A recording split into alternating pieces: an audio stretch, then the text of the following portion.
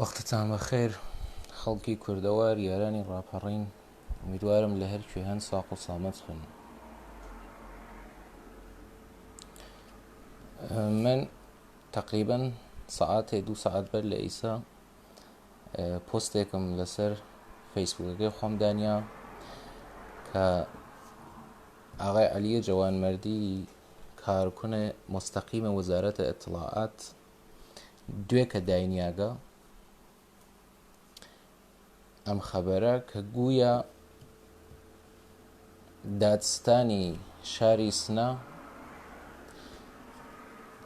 3 دانە جوانی سنەی 15 و 16 و 20 ساڵ لە سنە کە بە جورمی مەشروب خواردن لە ئاویەری سنە دەستگیرکراگن. ئەم دادستانە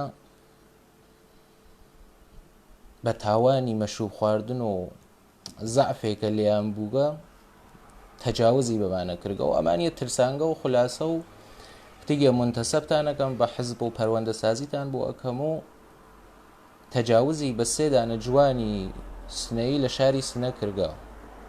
کە 16 و 17 و 20 ساڵ سنیانەوە. من مەتنەکەم دانیاگە و مەتنەکە ئەخوێنمە و ئەم مەتنە لە 3 زاویە و لە 3 ڕووبەرە و ئێمە تەئویل و تەفسیری ئەکەین و تەحلیلی ئەکەین. ئەوەڵەن من مەتنەکە ئەخوێنمە و بەند بە بەندی کە پڕە لە درۆ و بۆشایی و گشتی دروەکانی دەرئەخەم و دوای ئەوە ئەمەی کە یەک هەدەفە عەلیە جەوانمەردی ئەندیشەی عەلیە جەوانمەردی لەم کارە چەس و دوو تەوهین بە ئەخلاق و عفەتە عمومیە ئینسانە کوردی و بخصوص شارە سنە کە ئەم اتفاقە لە شارە سنە ئەکەفکە کە ئاغای عەلیە جەوانمەردی مدعیە کە ئەم اتفاقە لە سنە ڕوویداگە. من مەتنەکەتان بۆ ئەخوێنمە و لەم 3 زاویە و تەفسیریەکەین. بەخشن یەک دقیقە.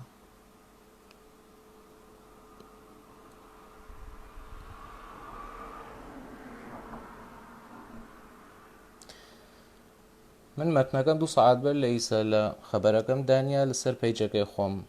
و هەست ئەوەسا بینن لە فەیسبوک و ئینستاگرام و فەزای مەجازی و ئەمانە کە ئاوا تودەی کاناڵی ئاغای عەلیە جەوانمەردی کارکونە ڕەسمیە وەزارەتە ئەتڵاعات کارکونە مستەقیمی داینیاگە لە ئاوا تودەی. من دامنیاگە عەکسەکەی و خەبەرەکە دادستانی که به نام اسلام به نوجوانان تجاوز می کند. من متنگه اخوینمە و تفسیری ئەکەم بۆشایی و درۆ معزەز تڕەهاتی مەتنەکە دەرئەخەم دوایی تێمە سەر ئەوەی کە ئەندیشەیە عەلیە جەوانمەردی لەم کارە چەس بۆچە خەریکە ئەم کارە ئەکات. محمد جباری دادستان عمومی و انقلاب سنندج که پیشتر رئیس حفاظت اطلاعات دادگستری کردستان بوده با شکایت 3 نفر از نوجوانان کردستان به قوه قضاییه در مظاهر اتهام همجنسگرایی و تجاوز جنسی قرار گرفته است.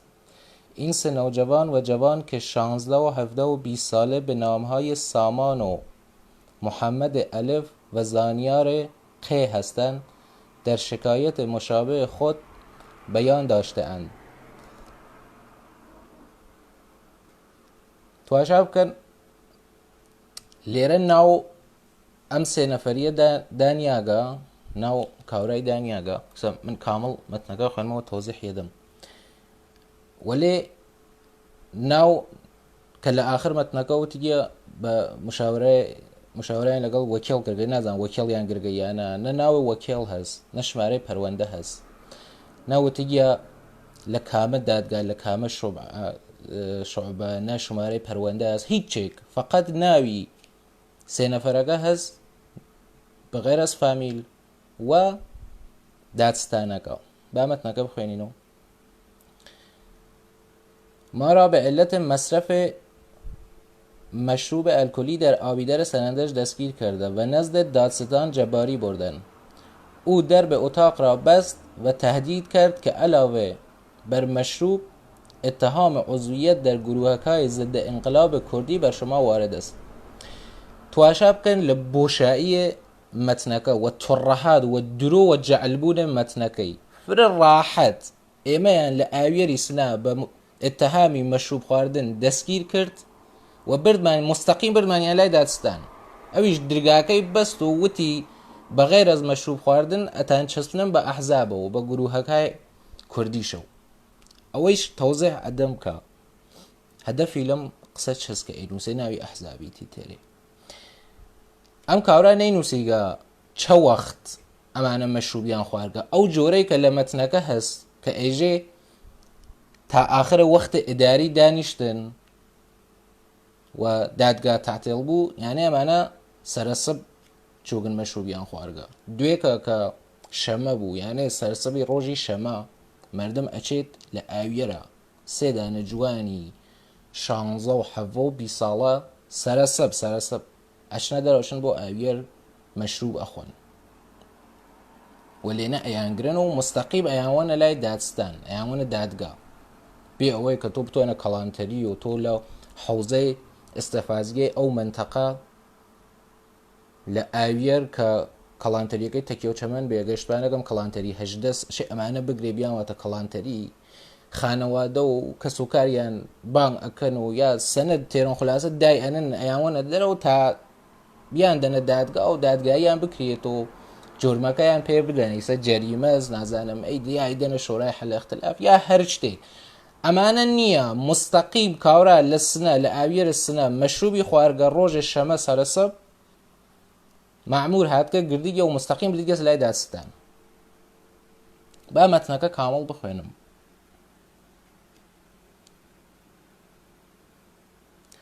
در آبیدر سنندج دستگیر کردند و نزد دادستان جباری بردند. او درب اتاق را بست و تهدید کرد که علاوه بر مشروب اتهام عضویت در گروهک‌های ضد انقلاب کردی بر شما وارد است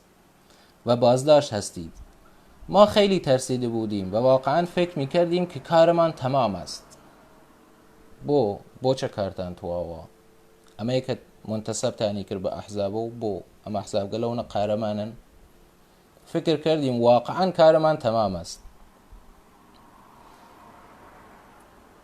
محمد جباری گفت بیرون صبر کنید تا نامه بازداشت شما را بنویسم. ساعت اداری تمام شد و 2 ساعت دیگر هم معطل شدیم. ساعت 4 جباری از اتاقش بیرون آمد و گفت بروید ساعت 6 به این آدرس که میدهم محفوظ پیش آوا توده‌ای. ئادرسەکە کە ئاغای جەباری تەجاوز کننده متجاوز داگیە بەمانە کە ئەم چەند نەفەرە بووە ئەم 3 نەفەرە بووە لێنە تەجاوزیان پێ بکە ها بەلای ئاغای عەلی جەوانمەردی لە ئاواتودەی و ناوێ بەڵاویشی بکاتەوە محفوظە لای ئاواتودەی محفوظە. بیایید ببینم میتوانم کمکتان کنم. کاورا قرار بووگە حکم بازداشتیان بدا و دوایی پەشیمانەوە بووگەوتیگە بێن بۆم ئادرسە بزانم کمکتان بکەم. ما به آدرس رفتیم. یک آپارتمان در محله سعدی شارک سعدی سنیجه سعدی سنندج بود. جباری درب را باز کرد. خۆی چیات کە درگاکەی باز کردەوە و جەباری خۆی تەنیا و جەباری دادستانە شارە سنا ماڵی ها لە شارەکە سعدیە وەڵێ ئادرسەکەی نییە. عەلی جەوانمەردی ئادرسەکەی نادا ماڵی ها لێنەوە دادستانە ئیتر خۆ پۆستێکی ئەڵێکی نییە. تۆ مەسەڵەن ئەوەی کە خەڵکی شاری سنەبێ ئەزانێ ئەوانەی کە نظامین چکەی پۆستیان بان بێ کە لە گوندە بن وەکو قازی و دادستان و نازانم سەرهەنگی نیرونتزامی و سەرهەنگی سپا و ئەمانە خۆ ناچن پەراکەندە بن لە هەر شوێنێکی سنا هەر کەسێ لە هەر مەحەلێک یا حەزەگا خۆی بۆ خۆی ماڵی بگرێ. ئەمانە یا شەهرەکێک مەخسووسیان هەست یا مەسەڵەن تۆ ئەوێنی ئاپارتمانەکانی تەکیە و چەمەن کولە نزامیگەلی هاتیە. ئەمانە حتا مەدرسەیەکیش لە تەکیە و چەمەن کە هەست من خۆم چووگم لەو مەدرسە فقط مناڵێ ئەو نزامیگەلە غەیربوومیە کە سنەیینین کە فارسن یا لە شارەکانی ترێ ئێرانە و تێنە سنە کە پۆستیان هەسۆلێنە خەمەتیان هالە سنە مناڵیشیان حتا نانێنە ناو مەدرسەی عادی کە مناڵی سنەی تیا بێت مەدرسەکانیشیان جیاز هەست ئەوە توان بپرسن لە تەکیە و چەمەنە ئەمە هەست مەدرسەیەک مەخسووسێ مناڵگە لێ ئەم نظامی گەلەسا کاورا سەرهەنگە سەرتیبە نازانم بگرە بە نمایەندەی وەلی فەقی و قازی و دادستە ئەمانە گشتیان مەدرسەیان بخصوصیان هەست بۆ مناڵیان ناینێرنە ناو مەدرسەی عادی وە خۆیچیان لە سەدح شارە سنا پەراکەندە ناون هەر کەسێ بۆ خۆی ماڵ بگرێت کاورا حەزەکە بڕێ لە شارەک سعدیا و حەزەکە بچێتەوە موارەکەوە ئەوەچێ لە کانی کوزەڵە ماڵ ئەگری کاورا کە قەستی بوو کە کارێکی ئەوە بکات تەجاوز بکە ئەچێ لە ناو ماڵێکی شخصی ئەیواتە ناو ماڵی خۆی خۆیچی تێدرگا بازەکە بەس با ئێدامەی مەتنەکە من بخوێنم یک آپارتمان در محله سعدی سنندج بود. جباری در را باز کرد و ما را داخل برد. کلی صحبت و نصیحت کرد و مدام اسلحه خود را نشان میداد و بعد از ما خواست که با او رابطه جنسی داشته باشیم و گفت برای هر بار هم مبلغی به ما میدهد. کاورا ضعفی لە ژێردەستیا بوو گەیتر بە تاوانی مەشروب خواردن گردیگیەوە ترسانی گیانیە کە ئەگەر ئەم کارە نەکەن پەروەندەیان بۆ دروستەکە منتەسەبیانەکە بە حزب و کاریشیان تواوە لە نزەر خۆیانە لەم لایەوە هات کە پیشنهاد پۆڵی داگە پێیان بۆ چاشێ پیشنهادی پۆڵیان پێبات ئەوە ئای عەلی جەوانمەردی ئەزادی کە خەبەرەکەیان بۆ هەنارگە لە تەرەفە تڵاعەتەوە و گفت برای هر بار هم مبلغی به ما میدهد و پرونده را هم میبندد. از روی ترس انجام دادیم. ترسی اینو خلاصو تهدید معنی کردو اگر نمانشتای سوار من بوده منتصب معنی کرد با احزاب و کارمند تواو بو.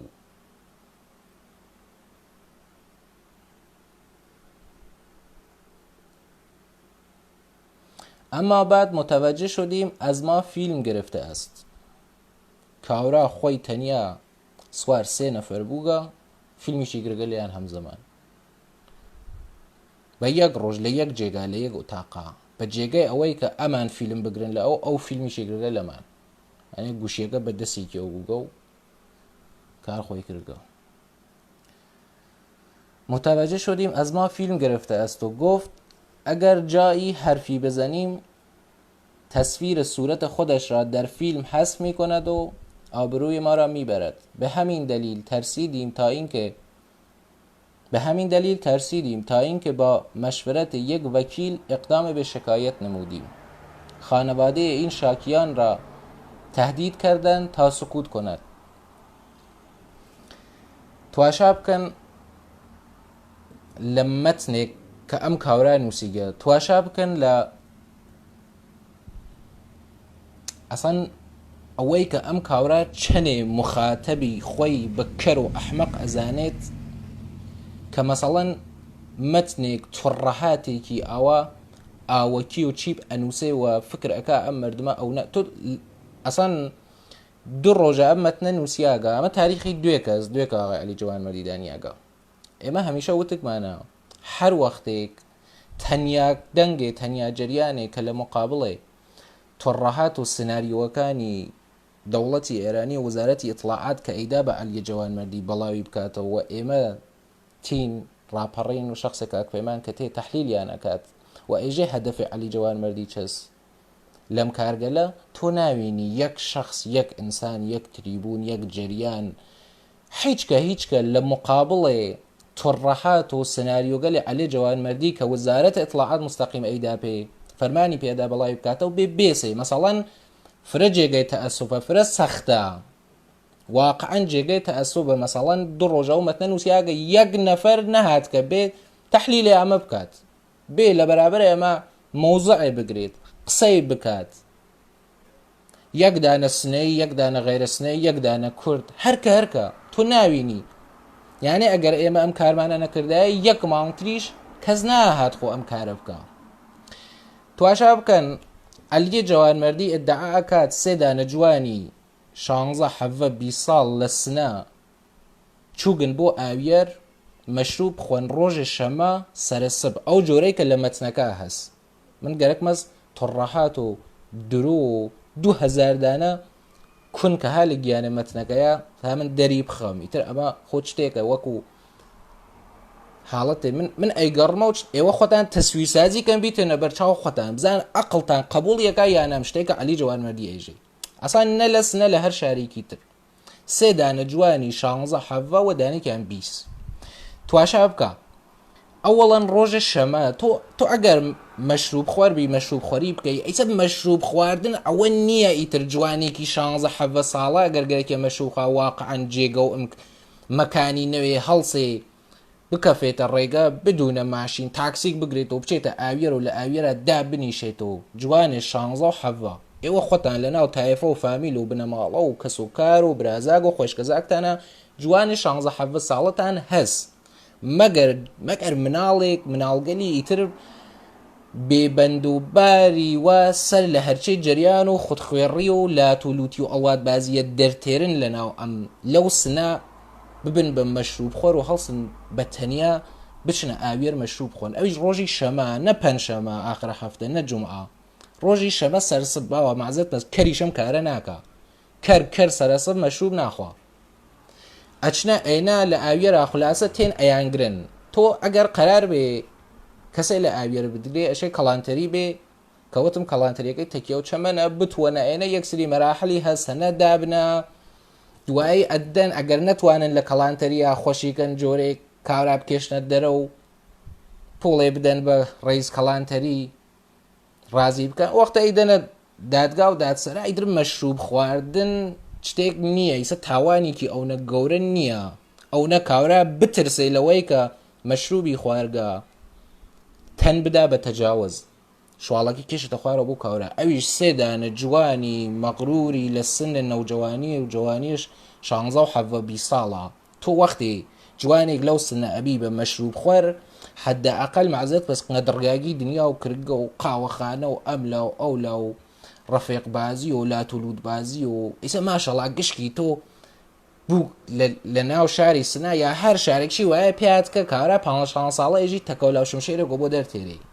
ئەکا شمشێرە بۆت کاورە گشکی بووگەسە ئەژی جەنگەڵێکە و گشکی شێرە گەشکی بگەسە شێ لێرە ئەژی بە کاورە تەکبەولە ئەژی ئا خۆمە و ڕم ئەو نەتیزیە قەوم و ئاغای عەلیە جەوانمەردیە دەعاکە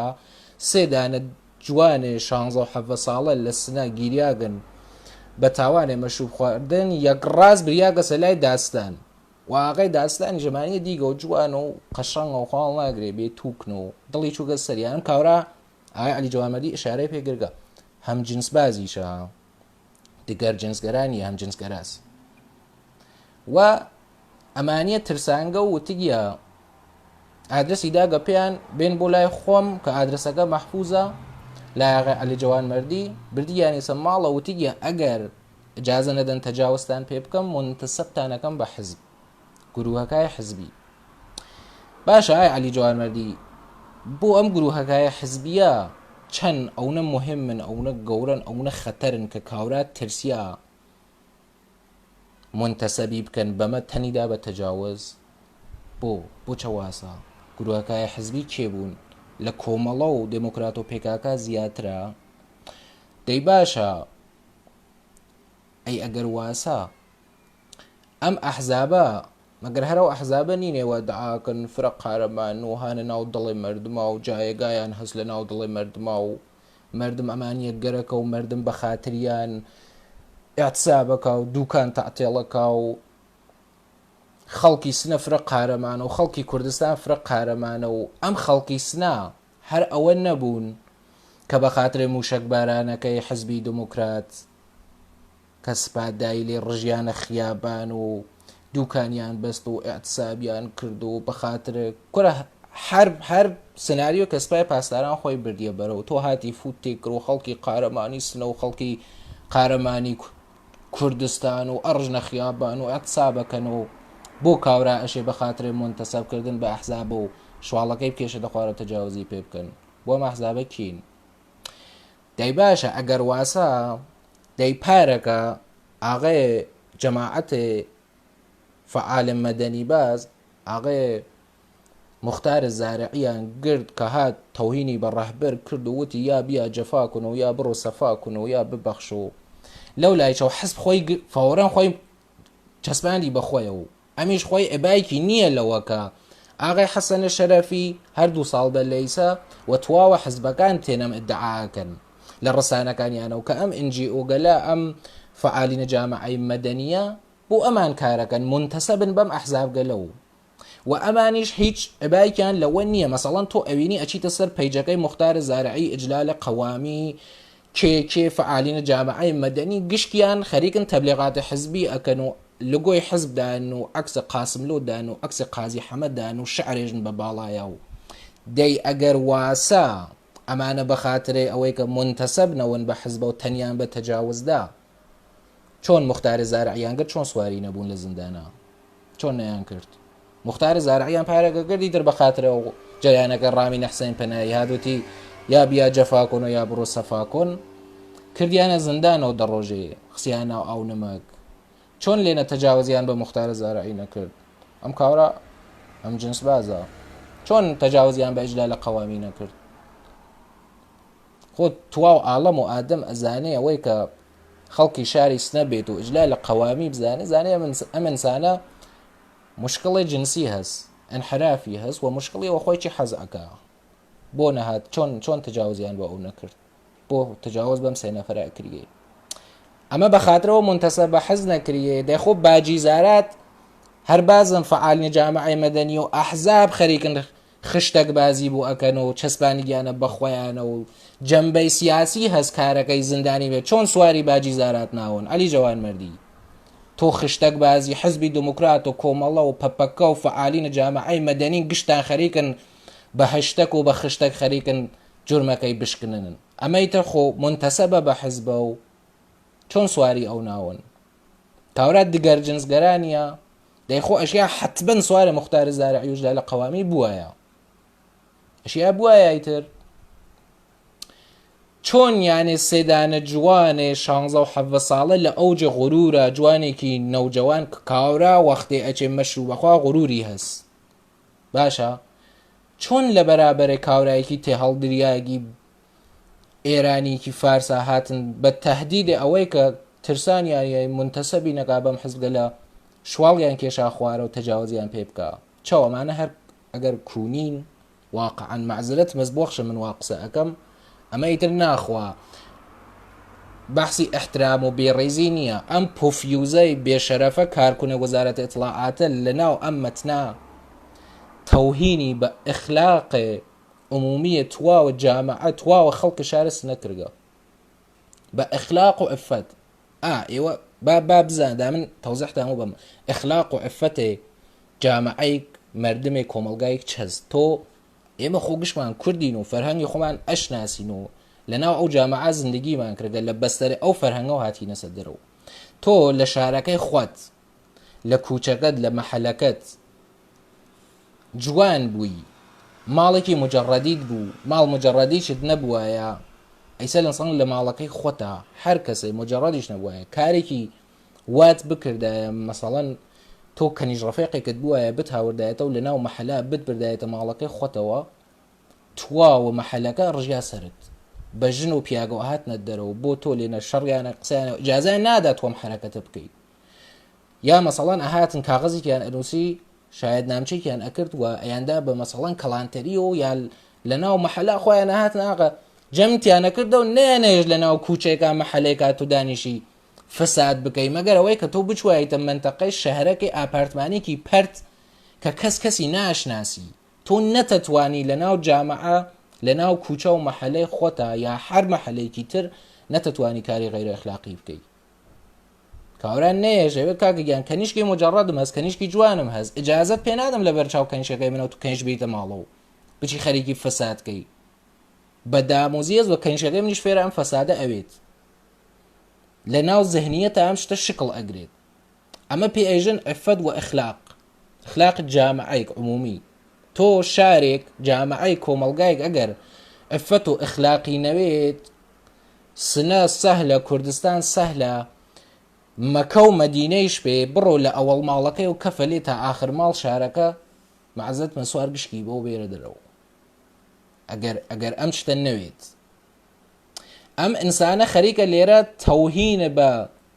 ئەخلاق و عفەتە عمومیە شارێکە کات. ئەمە تەوهینێکی فرە گەورەس و تۆ ناوینی یەک نەفەر بێ لە مقابڵێ ئەم پۆفیوزا بێسێ کە بێژێت تۆ هەدەفت لەم کارە چەست تواشا بکەن. ئەوەی کە من تەوزێ حەمدا لە توڕەهاتە مەتنەکەی عەلیە جەوانمەردی کە چەنێ بۆشە و بەتاڵ بوو باشە خلاصە ئەو ئەم مەتنیە نووسیگە و عەلی لەناو ئەم مەتنە عەلیە جەوانمەردیە هیچ ئادرسێک فقط ئادرس لە جەباری هەست و شاری سنە ئادرس لە جەباری هەست و شاری سنە. ئەیژێ کاوراوتی ئەگەر قسە بکەن فیلمەکەتان بەڵاوەکەمەوە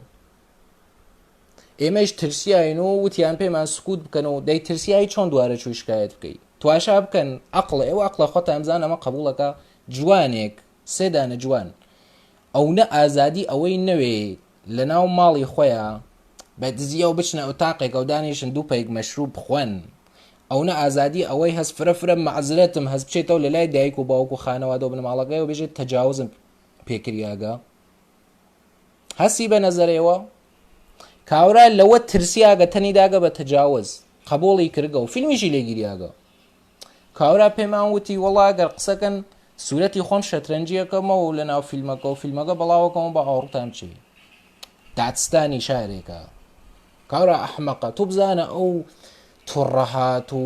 داستانە سەرهەمی کردگە ئەم پوفیوزەیژی تەک مەڕووماڵات و کەر و حەیوان ومانە تەرەفا تواشای توڕەهاتی کەن دەی ئەمە سۆزی بەڵاوت کردەوە سێ نەفەریانە گرد بریان دادگاوت ناژنەمە کیە ناژن کیە دێمە کیە مۆخات و دەموچاو خۆکی شەترەنجی کردەوە حتمما هێژی ئاکۆی حەکیمیە دەی تۆ ناژی ئەمە کیە تەجاوزتان پێکا ناژی ئەمە جەباریە ئەژی کێنی ملکەی ئەو دەموچاو خۆم شەترەنجیەکەمە و فیلمەکەتان بڵاوەکەمە و پیشنەهات پۆڵی دا و ترسی ئاین و وتیەتان چەسمن بە حزبە و ئێمەش وتمان کارمان تووە ئەو خوا هەڵناگرێتەوە شواڵەکەمان داخڕان بووی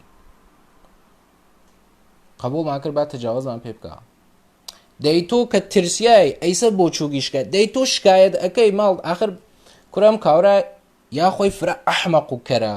ئەم پۆفیوزە یا مردم فرە بە کەرەزەن دەی تۆ لە شارێکە دادستان تۆ وەختی ئەچیتە دادگا تو ئەو قازیە ژێردەست دادستانە خودت دادستان تەجاوزی پێت کردگا دوارەی شکایەت بەلای کیەوەکەی لە سنە دەی لە کوێ شکایەتی کردگە بۆ نانووسی لە سنە کردیە یا تۆ ئەشێ بچیتە دادسەرای نظامە قۆزاد لە تارانە شکایەت بکەیت تۆ خۆت شاکیت بەدەست دادستانەوە ماڵتەوە تەجاوزی پێت کردگە ئەچی لە خودە سنە دوارە هەل لەو دادگا شکایەت ئەەکەیت بچێت ژێردەست قازی و قازی هەژێر دەست خۆیان پەروەندە هەژێر دەست خۆیان خۆی تەجا تۆ ئەتوانی لە سنە لە دادگایکە کە ئەو خۆی ڕئیسیە بچیت شکایەت بکەی لە خۆی لە خودی داستان دەی ئەمە براگیان تۆ خۆ هەر کەسێک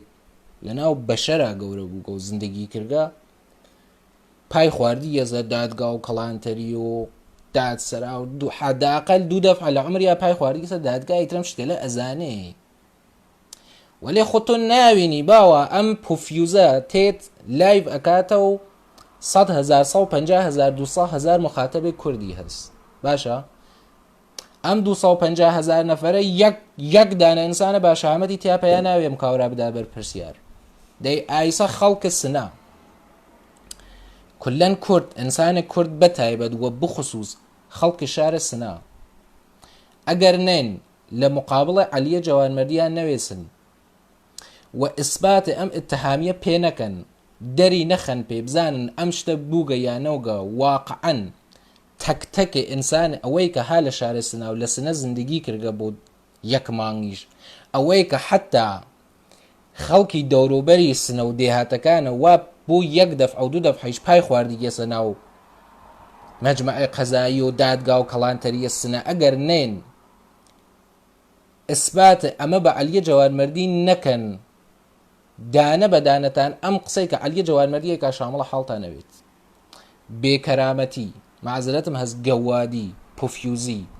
کاکە گیان ئەوەی کە تۆ وەختێ سێدانە جوانێ 16 و 17 و بیساڵەیە تۆ مۆردی تەجاوز قرار ئەگرێ بە تەهدیدێک ئەی کێشێتە خوارەوە بوو کاورا سواری بێ و تەجاوزی پێ بکات یانێ خەڵکە شارە سنە ئەزدەم کاریان حتا لە گەوادی گوزەریاگە گەوادی ئیتر تۆ کەنیشکت حیت چێ فاسدە ژنت فاسدە جامعە و فاسدە تۆ کارت کێشا گێزەوە تەجاوز بە کوڕ و بە پیاگت ئەکەن ئەمە ئەزانن خەڵکە شارە سنە ئەمە ئەزان یانێ چەم تەوهینە بە ئێوە کریاگە ئەزانن ئەگەر نەوێسن تواوە ئەوەی کە لە شارە سنە ئەژیت و پای خواردیس ناودا حتا بنەماڵەکەی خودم من کە سۆکارم تایفەم لە مقابڵە عەلیە جوانمەردیان نەوێسن و ئەمە سابتە سەری نەکەن پوفیوزن ئەوەی کە عەلیە جوانمەردی ئەیژێ هەن شامڵە حاڵتا نەوێت ئەوەی تر ئەمە خەریکە ئەمە ئێژێ براگیان کاورا هەدەفی هەز لەم کارێک کە ئەیکا عەلیە جوانمەردی هەدەفی هەز ئێوە هەر لە جەریانەکەی پەرستووە و کە گردی بە مل سنا و بە مل شارە سنا و کە وتی کاورا سنەیە و لە جەریانەکەی هەر لە کۆڵبەربازی و لە جەریانەکەی نادیا موراد و ئەم کاورا کاری بووگەسە ئەوە بە دەستورە وەزارەتە ئیطلاعات قاحبەگەری بۆڵ دەگاتەوە هات مەعزرەتم هەز واژنێ نادیا مورادی هاورد هەیکەڵێ ژنێ لەشفرۆشی بۆ ئێمە بۆڵ دەوگەر و کردی بە قارەمان کە ئێمە ئفتخاری پێ بکەین ئێمە افتخاراتمان نادیا مورادە نەفەتح و فتوحات نییە کورد دەشێ بەمە افتخارگا ئەیسە لەم مەرحەلە گوزەریاگا ژن فاسد بوو تواو بوو افتخارمان پێکرد بە واژنێ نادیا مورادت تەجاوز پێکریاگە ئێمە افتخارمان کرد و بە عنوانێ قارەمانە خۆمان قبولمان کرد کورد قبوڵی کرد و فعالینە جامعەی مەدەنیش هاتن گەڕانیان دەست بە دەست و بەیت و بالۆرەیان وت بە باڵایە و کردیان بە قارەمان و جایزەکەی گرت ئەیسە عەلیە جوانمەردی چووگەزە فازێترە و ئەیسا خەریکە قارەمانێ کوڕێک کوونیە تەجاوز پێکریاگەت بۆ دروستەکە بە ژن وازت لێ نایرێ ئەشێ پیاگیشت بکە بە کوونی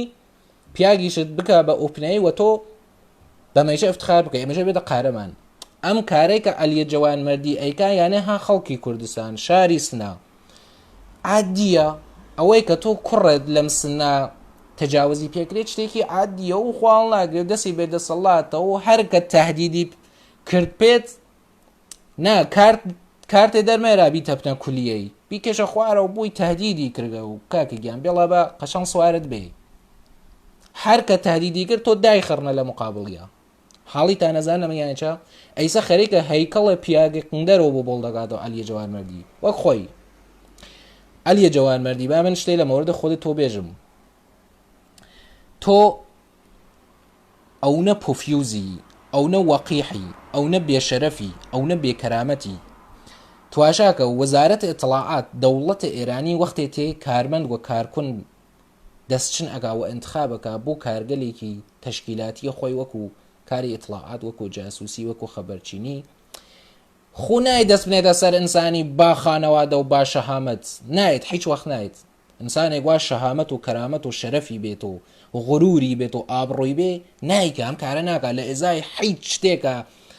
نە پوڵ نە هیچێ ئینسانی با کەرامەت لە ئێزای هیچ شتێکە کەرامەت نافرۆشێ براگیان نایفرۆشێت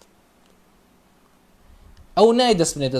ئەو مۆهرەی خۆیش ناسێ براگیان عەلیە جوانمەردی تۆ خۆت ئەگەر 100 بار لە سنە جوانی و نەوجەوانی تا تەجاوزت پێ نەکریاوێت بەخۆت بگرە بە خانەوادەت بە ژنت لەبەر چاوتەوە ئەگەر ئەو نەغرورت نشکیاوێ تۆ هیچ ئینسانێک نەتوە هیچ ئینسانێک ئەگەر ئەم بەڵاگەلە بەسەری نەهاوریاوێ ناتوانێت لە مەوزعی باتڵ دفاع بکات ناتوانێت لە مەوزعی باتڵ بێسێەوە دەم بوەشنێت وەکو تۆ چەند ساڵە کولەن کارت لە ئاواتودەی و بە 20 دانە تریبوونە و ناوێسی لەوەی ساف ئەمریکا قسەکەی تیتە فەیسبوک ئەچیتە ئینستاگرام تیت کاناڵدانی ئەچیتە یوتیوب تیتە تەلەگرام فعالیەتەکەی کارەکەی حەپەوتێ سناریۆی دەوڵەتی ئێرانی ئەوەیتە بەرە و ئەمە شتێکی عادی نییە ئەمە لە قارەمانی تۆ نییە کوڕ ئەمە مەسئولیەتە ئەیدەن پێت براگیان ئەمە پۆستێتوە ئەشێ بیکەی حاڵیتە دەیخۆ ئێمە دەدەفع لە جەریانی پەرستوو ئەواوت و هەناردگیانە بووم لە سنە و بە $90 بێ من بکوژێت دەی ئێمە خۆ پۆفیوزیە تۆمان دەرخست درۆزنیە تۆمان دەرخست لە جەریانێ سیروانە حەمامینە جەریانەکەی کاک مستەفای سەلیمیە پۆفیوزیە تۆمان دەرخست مدەتێ خۆتت کرە گوکە لای جادەوت و پەیجەکەمیان سووتانگە و پەیجەکەم هەک کریا گەڕیپۆر کریاگمەوە تا چکێ مرد خەفت دەنگەکە خەفتەوە لەسرت گوزەریە دوارە هاتیتەوە خۆ تۆ لە ڕوو ناچی نا تۆ ئەزانیم دلیلی چەس کە لە ڕوو ناچی دلیلی وەسە خۆت نە ئابڕووت هەز نە غورورت هەز نە کەرامەتت هەز نە تو گەردە ئینسانگەل وەک خۆت تەولیدکەی لە ناوم جامعەیەمە ئەیسا خەریکی هەیکەڵێ کوڕ و پیاگت تەجاوز پێکریاک عادی ئەەکەیتە و بڵدی ئەەکەیتە و یەکەیتە قارەمان بۆ ئێمە و ئەمە ئەەکەیتە ناو زەهنە ئینسانێک کوردەوە کە ئەگەر لە هەر کوێنێکە دەوڵەتە ئێرانی جمهوری ئیسلامی بە تۆ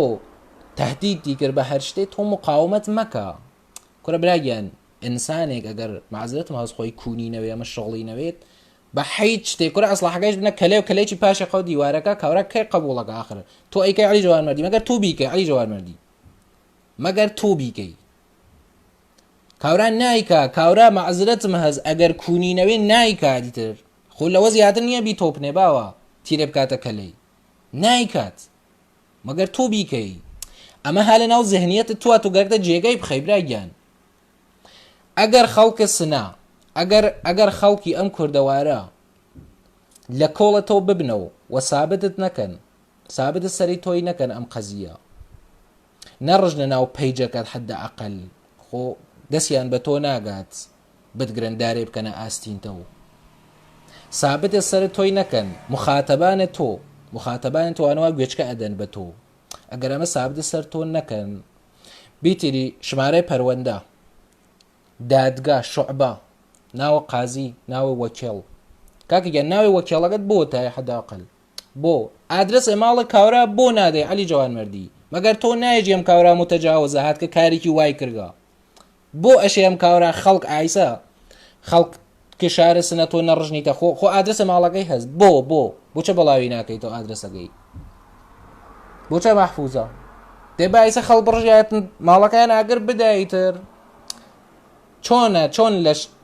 ئەم خەڵکە شارە سنێ قارەمانەوە ئەهاتن بە دەستورە سپای پاسداران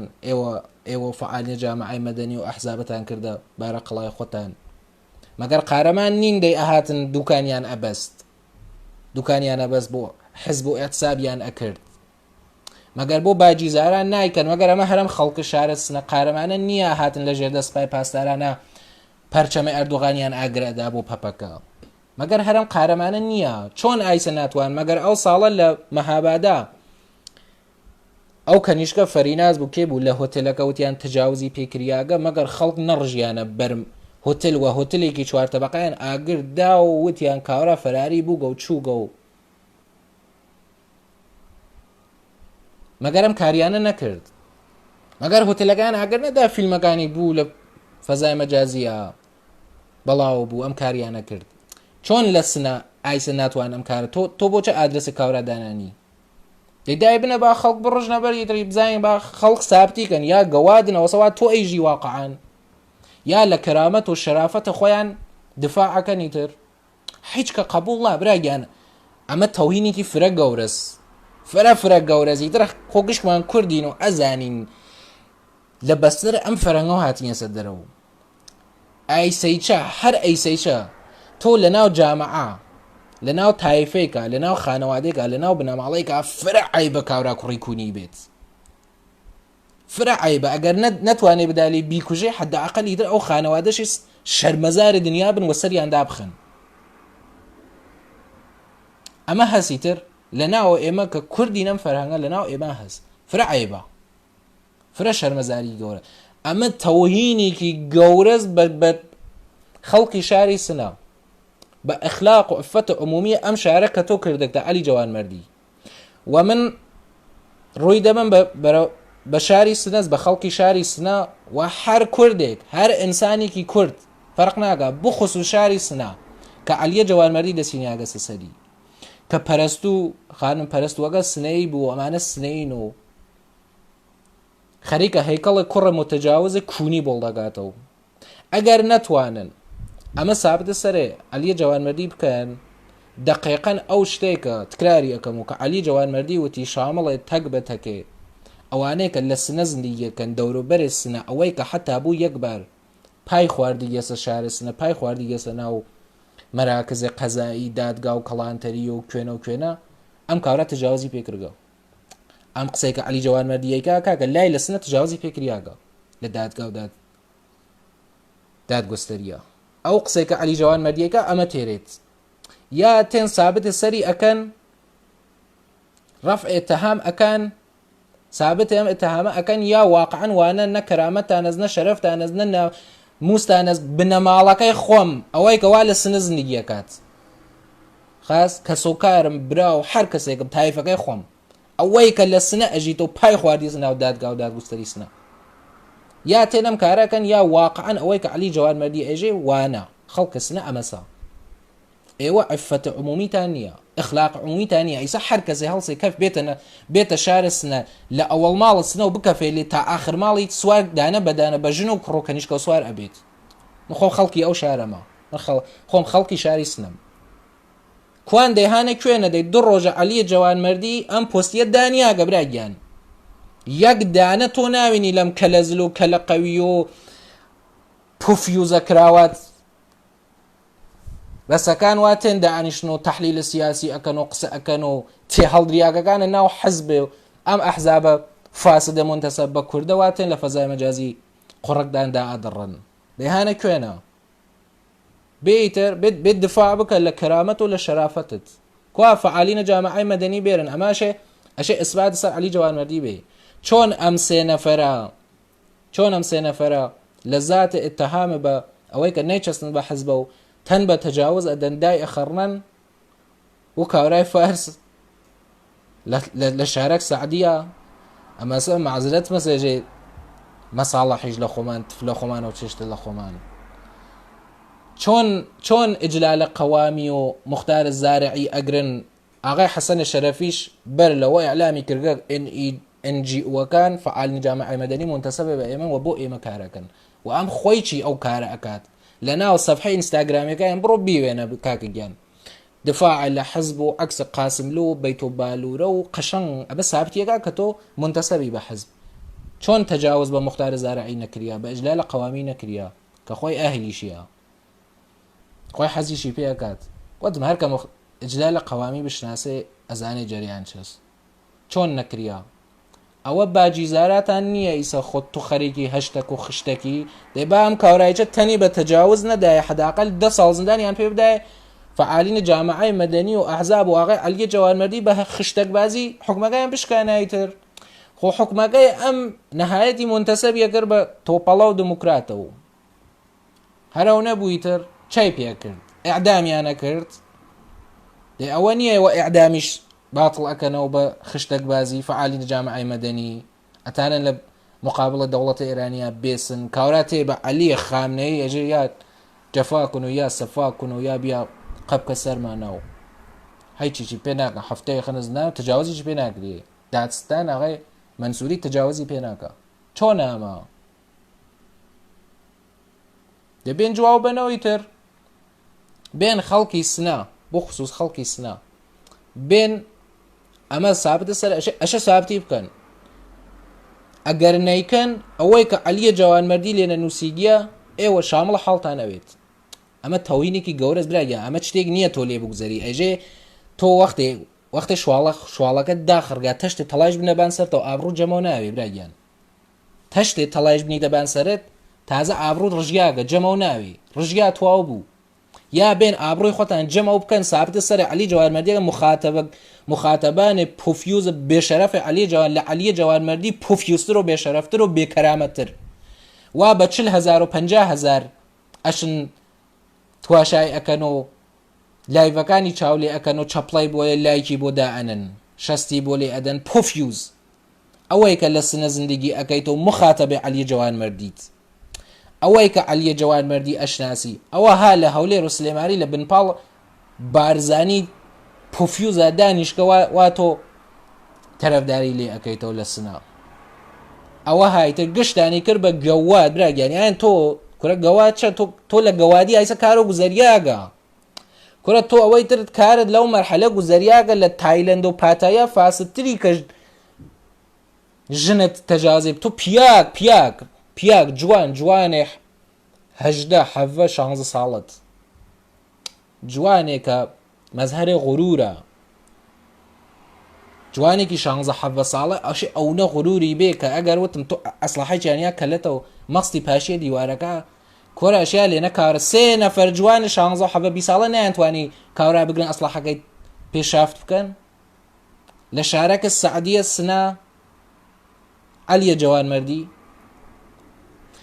جوانمەردی یاتی سابتی ئەەکەیت ناوە وەکێڵ ئیمەیلە وەکێڵ شعبە شمارەی پەروەندە دای ئەنی سابتیەکەی کە ئەم شتێکە وتکتە ڕاستە ئەش سابتیکەی بایمە بزانین کاکە گیان وەگەرنە تۆ خەریکی ئەلیتا دروستەکەی لۆلیتا ئەگەر ژنەفتوێتان ڕۆمانەکەی ناباکۆف هەست ڤلادیمیر ناباکۆف ڕۆمانێکی هەست لۆلیتا کەنیشکە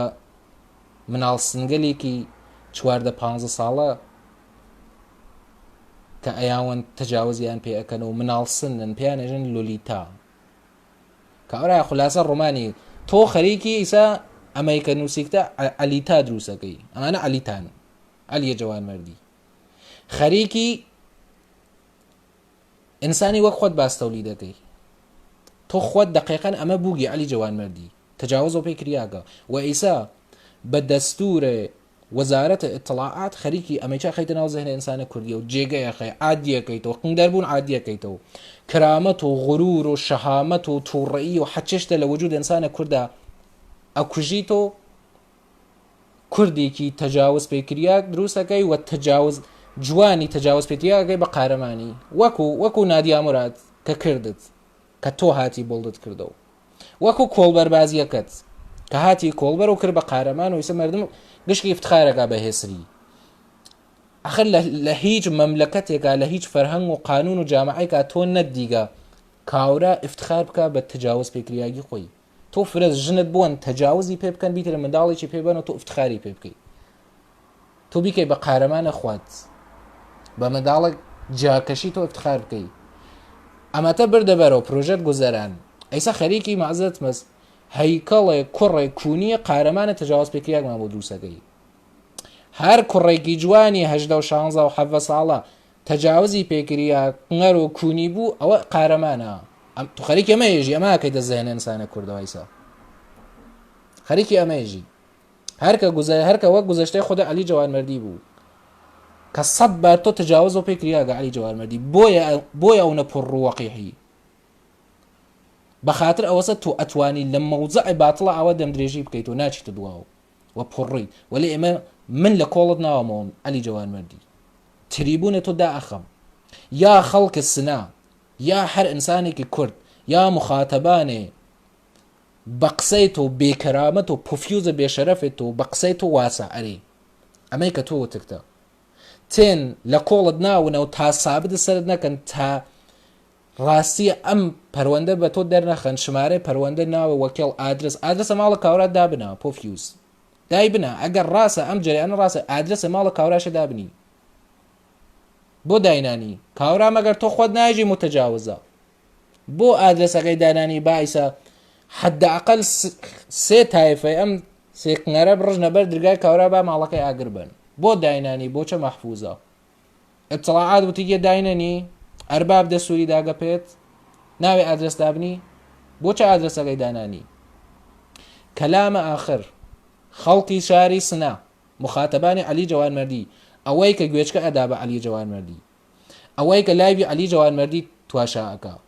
ئەوەی کە عەلیە جوانمەردی بە قارەمان و مبارز و دڵسۆز و ئینقلابی ئەزانێت یا تێن ئیسباتە سەری ئەکەن ئەم جەریانە ئەم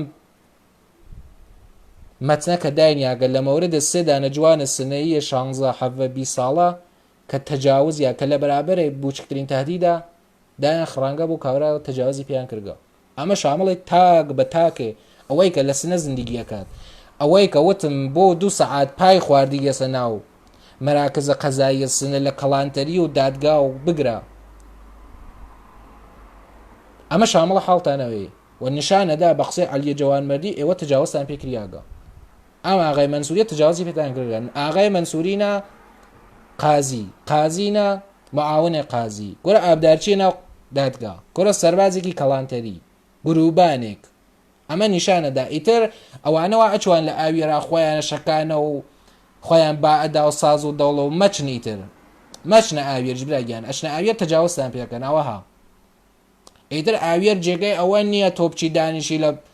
بەرزی ئاویێرە و لە بان شارسنەوە دانیشی مەشروب خۆیت و نەڕەو بێت و ئەدعا بکێشیت و غرورت بێ ئاوێر جێگەی ئەوە نییە ئیتر سنەی بزانن ئەمە عەلیە جەوانمەردی ئەمەیە نووسیگە بۆ ئێوە یا تێن ئیسباتی ئەکەن پەیجەکەی پێ جەم ئەکەنەوە عەلیە جەوانمەردی ئەش ئیسباتی کام قسە ڕاستە من سابتم کرد درووە من بە 2000 توڕەهات 2000 دانە کونا لەناو ئەمەتنیا بوو کاورا دادستان تجاوزی پێگرگا چی دوارە شکایەتەکاتەوە لە هەر دادگا لە سنە پەروەندە بچێتەوە ژێردەسە خۆدە دادستان دەی کاورا وێڵی کرد کاورا لە ناو مەتنەکە هەست بیخوێنم داگیان ئەو مەتنە بخوێنن بە عەقڵی خۆتان قەزاوەتی کەن کاکەگیان خۆ ئینسانن عەقڵتانە دەرک و دەریافتانە خۆتان بۆ خۆتان تەحلیلی ئەو مەتنە بکەن قسەی من وێڵ بکەن دەی کاورا ئەزانێت تاوانی کردگە مەشروبی خوارگە ئەیژێ وێڵمانی کرد وتی بچن سۆزی بێنەوە بۆم ئادرسە دەی تۆ کە وێڵتی کرد کاورا دەی بۆشی بچیتەوە بۆ ئادرس ئەگەر خۆت قنگۆ ناخوڕی تۆ هەر بازت حتما قوپنەی دەیت خۆت یا بەر لەوە خۆشەتی کرد و لە دادگا بەر لەوە پیشنهادەکەی داگە پێت دەی ئەمانە حتمەنە کاریانە مەسای عەلی جەوانمەردی عەلیتا قسەکەی منە ئەو لۆلیتا بوو کەنیشک و ئەمانە کوڕن عەلیتان حتمەنە وەسەیتر لە ناو دادگا خۆشەی کردگە کاورا قوڵی لێ سەنگە ئەنا بوو ئەچێ دای ئەو تەهدیدی کرد کە قسە نەکات دەی چۆن قسە چۆن گەیەلایەت و عەلی جەوانمەردی چۆن بەڵاو بوو مەگەر خانەوادەی تهدید نەکریاو کە قسە نەکا چۆن ئەمە گەیەلایەت و چۆن گەیە دەست و کێ بەڵاوی کرە و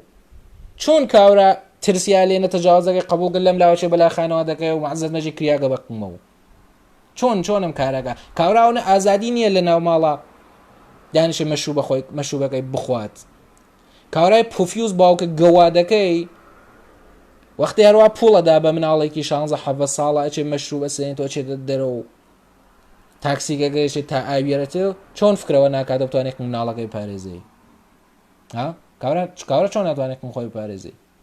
ئەتوانێت بچێت مەشروب بووە لە ئاوێر دانیشە بیخوا فکرەوەی ناکردەوە